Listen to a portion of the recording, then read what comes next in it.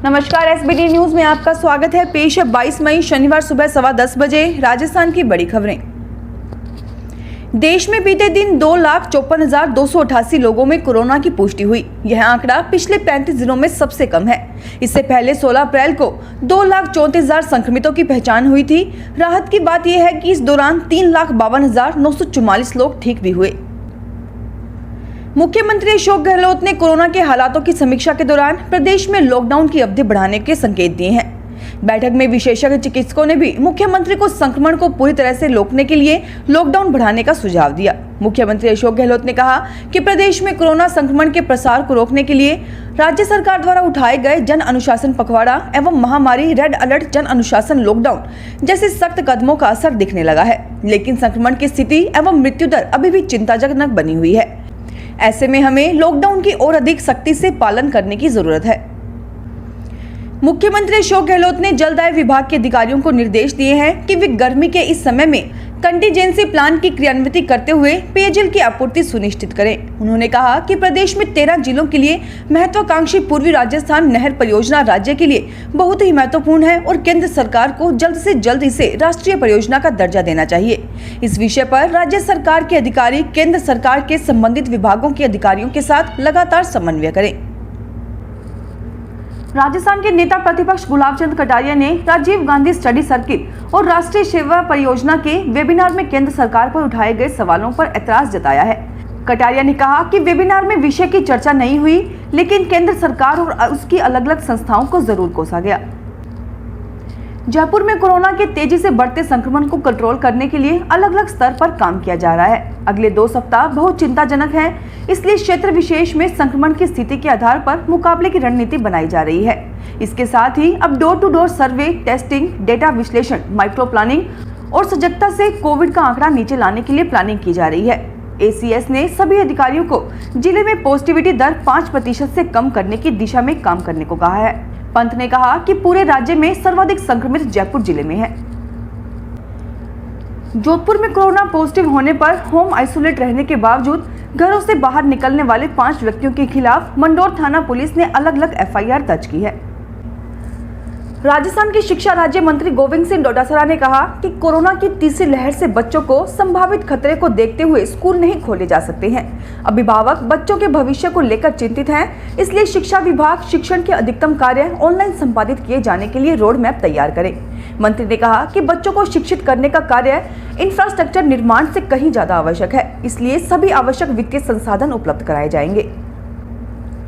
जयपुर के हेरिटेज नगर निगम में शुक्रवार को कोरोना वैक्सीनेशन शिविर आयोजित किया गया। इसमें कोरोना वैक्सीन लगाने को लेकर राजनीति सामने आई है। भाजपा पार्षदों ने कोरोना वैक्सीन के लिए भेदभाव का आरोप लगाया है। भाजपा पार्षदों का कहना है कि पार्षदों और निगम कार्मिकों के लिए वैक्सीनेशन शिविर लगाया गया, लेकिन शिविर के लिए उन्हें सूचना ही नहीं दी गई। जबकि महापौर मुनेश गुर्जर का कहना है कि शिविर सिर्फ नगर निगम कार्मिकों के लिए लगाया गया। जयपुर शहर में एसएससी परीक्षा में नकली अभ्यर्थी से पेपर दिलवाने वाले असली अभ्यर्थी को 3 महीने बाद बजाज नगर थाना पुलिस ने गिरफ्तार कर लिया। इससे पहले फरवरी माह में पुलिस ने नकली अभ्यर्थी को गिरफ्तार किया था। पूछताछ में असली अभ्यर्थी का नाम सामने आया था, लेकिन वह पकड़े जाने के डर से फरार हो गया था। केस की जांच हेड कांस्टेबल बनवारी लाल को सौंपी गई थी। प्रधानमंत्री नरेंद्र मोदी ने शुक्रवार को काशी के डॉक्टर्स और हेल्थ वर्कर्स से वर्चुअल चर्चा की। इसमें उन्होंने वाराणसी के कोरोना कंट्रोल मॉडल की तारीफ की। दूसरी ओर डॉक्टर्स ने मोदी के सामने प्रेजेंटेशन रखा। इसमें वाराणसी स्थित बीएचयू के सर सुंदरलाल अस्पताल के अधीक्षक प्रोफेसर के गुप्ता भी शामिल हुए। उन्होंने 3 बातें रखी। के गुप्ता ने कहा, मैंने प्रधानमंत्री को बताया कि हमने मरीज का तुरंत इलाज, वैक्सीनेशन और माइक्रो कंटेनमेंट जोन के जरिए संक्रमण की दर को कम किया है। इसलिए डीएम और कमिश्नर ने जमीनी स्तर पर एक बड़े टीम के साथ काम किया। माइक्रो कंटेनमेंट जोन में संक्रमण की दर को कम करने में अहम भूमिका निभाई। राजस्थान में 26 मई को होने वाली वन्यजीव गणना स्थगित कर दी गई है। अब इसे 24 जून को आयोजित करवाया जाएगा। गौरतलब है कि वाटर हॉल पद्धति से वन्य जीवों की गणना इसी माह की बुद्ध पूर्णिमा पर करवाई जानी थी, लेकिन अरब सागर से उठे चक्रवात के कारण प्रदेश में अच्छी बारिश हुई, जिससे जल स्रोत भर गए हैं, जिसके चलते प्रधान मुख्य वन संरक्षक एवं मुख्य वन्य जीव प्रतिपालक एमएल मीना ने इस महीने गणना को कैंसिल कर अगले महीने 24 जून जेठ पूर्णिमा को किए जाने का आदेश जारी किया है। अजमेर के जवाहरलाल नेहरू अस्पताल में अब ब्लैक फंगस के ऑपरेशन शुरू हो गए हैं। शुक्रवार को JLN अस्पताल में चिकित्सकों की टीम ने करीब 12 घंटे ऑपरेशन थिएटर में रहकर ब्लैक फंगस के 3 मरीजों के ऑपरेशन किए, जबकि एक मरीज का ऑपरेशन गुरुवार रात्रि में किया गया। JLN अस्पताल में 4 अन्य संदिग्ध मरीज भर्ती हुए हैं। वहीं पंचशील स्थित विजय ENT हॉस्पिटल में ब्लैक फंगस के 4 नए संदिग्ध मरीज चिन्हित किए गए, जिनकी जाँच की जा रही है।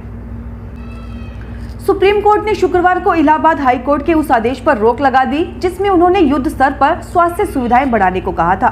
इलाहाबाद हाई कोर्ट ने 17 मई को उत्तर प्रदेश सरकार को ये आदेश दिए थे। सुप्रीम कोर्ट ने कहा कि हाई कोर्टों को ऐसे आदेश देने से बचना चाहिए जिन्हें पूरा करना असंभव हो।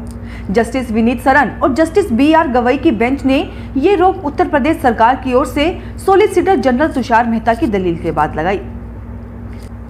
रक्षा अनुसंधान और विकास संगठन ने एंटीबॉडी की जांच के लिए डिप्कोवैन किट बनाई है। DRDO के मुताबिक यह किट शरीर में सोर्स CoV-2 के वायरस और इससे लड़ने वाले प्रोटीन न्यूक्लियोकैप्सिड्स दोनों की मौजूदगी का पता लगा सकती है।